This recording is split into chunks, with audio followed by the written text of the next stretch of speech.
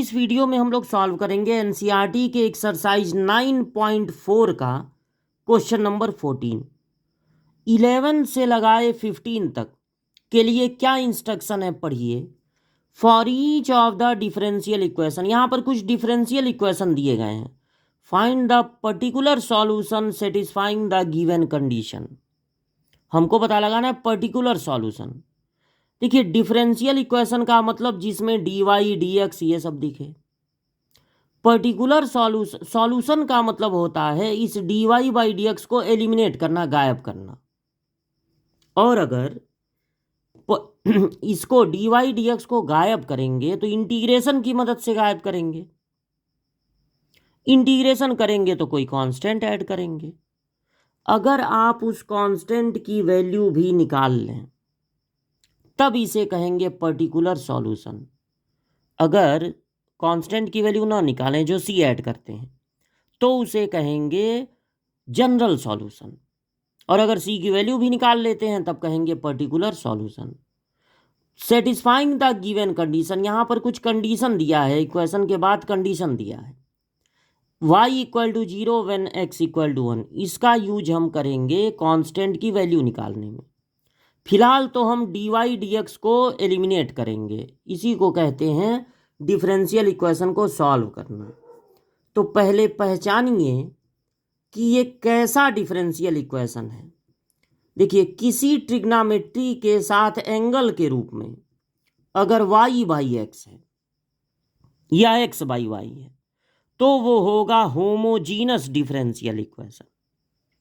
और अगर होमोजीनस है, ऊपर y है, तो आपको चाहिए D Y by D X, मतलब D Y by D x को इधर छोड़िए, बाकी सबको दूसरे तरफ। और अगर ऊपर x होता तब हमको चाहिए होगा d x by d y. तो यहाँ d Y by D x equal to y by x minus cosec y by x. अब देखिए ये सेपरेबल नहीं होगा। अगर होमोजीनस है तो ये सेपरेबल नहीं होगा। होमोजीनस की ये भी पहचान होती है कि हर टर्म में नंबर ऑफ वेरिएबल सेम होते हैं। तो यहाँ कोई वेरिएबल नहीं है, यहाँ भी कोई वेरिएबल नहीं है, क्योंकि एक वेरिएबल ऊपर एक वेरिएबल नीचे, समझिए खत्म हो गया।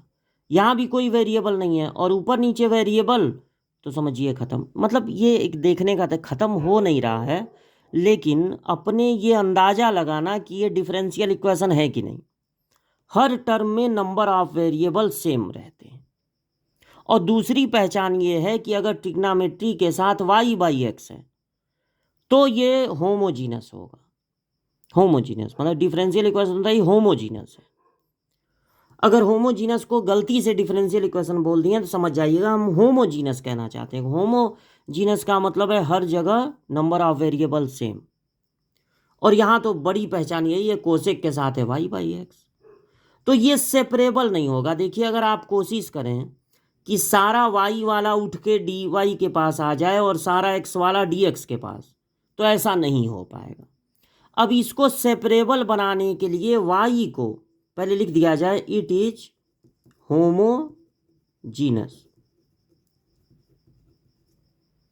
तो सेपरेबल बनाने के लिए y को x के टर्म में कुछ मानना पड़ेगा, तो y को मान लेंगे vx। अब देखिए y एक वेरिएबल है, बदलने वाली चीज, x भी एक वेरिएबल है, बदलने वाली चीज। तो हम y को अगर x में बदलना चाहते हैं तो किसी कांस्टेंट से मल्टीप्लाई करके नहीं बदल सकते हैं।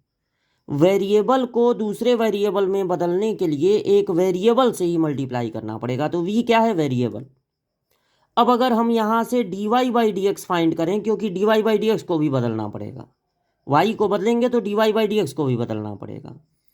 तो यहाँ पर लगेगा डिफरेंशिएशन का प्रोडक्ट रूल, क्योंकि दोनों के दोनों वेरिएबल हैं। तो ये हो जाएगा first differentiation of second, second differentiation of first. अब D Y by D X की जगह रखना है v plus X D V by D X. Y by X की जगह डायरेक्ट v लिख दीजिए, माइनस कोसेक v लिख दीजिए, y बाई एक्स की जगह v।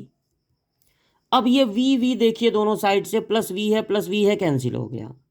dv को एक साइड में रखिए, dx को उधर भेज दीजिए। अब सारा v वाला कर दीजिए dv के पास। अब माइनस को मन करे इधर भेजिए, मन करे इधर ही रहने दीजिए, और सारा x वाला dx के पास। देखिए अब सेपरेबल हो गया, सारा v वाला dv के पास और सारा x वाला dx के पास हो गया। अब करना है इन दोनों का इंटीग्रेशन, तो 1 कोसेक होता है साइन, तो ये हो जाएगा साइन v, और माइनस बाहर ले लीजिए, 1/x का इंटीग्रेशन होता है लॉग x। लॉग के साथ कुछ लिखिए तो मॉड लगा के लिखिए। अब साइन v का इंटीग्रेशन होता है minus cos v equal to minus log x। अब एक कांस्टेंट ऐड करना है, तो जब ये भी माइनस में ये भी माइनस में है तो प्लस सी ना ऐड करके आप माइनस सी ऐड कर दीजिए, माइनस से मल्टीप्लाई कर दीजिए। मतलब कांस्टेंट है वो सी भी हो सकता है, माइनस सी भी हो सकता है, लॉग सी भी हो सकता है। अगर दोनों टर्म लॉग वाले मिलते तो इसको लॉग सी कर देते, तो माइनस से मल्टीप्लाई कर दिए। v की जगह देखिए, y को माने थे ना vx, y को माने थे vx, तो v की जगह लिखना होगा y/x। लिख दीजिए v की जगह y/x, और ये log x प्लस सी। यहीं पे अगर छोड़ देंगे तो ये पर्टिकुलर सॉल्यूशन नहीं कहलाएगा, ये कहलाएगा जनरल सॉल्यूशन। अब पर्टिकुलर सॉल्यूशन के लिए सी की वैल्यू भी निकालनी पड़ेगी, वही उसी का मतलब पर्टिकुलर सॉल्यूशन, सी की वैल्यू भी निकाल के लिखो। तो उसके लिए भी क्वेश्चन में दिया जाएगा कि जैसे यहाँ दिया गया y=0 x=1, तो आप रख दीजिए y=0 x=1, तो y की जगह 0, x की जगह 1, तो हो जाएगा cos 0, और x की जगह 1 रखना है तो log 1। अब तो मॉड लगाने की जरूरत है नहीं, 1 तो पॉजिटिव ही है, लगा भी सकते हैं।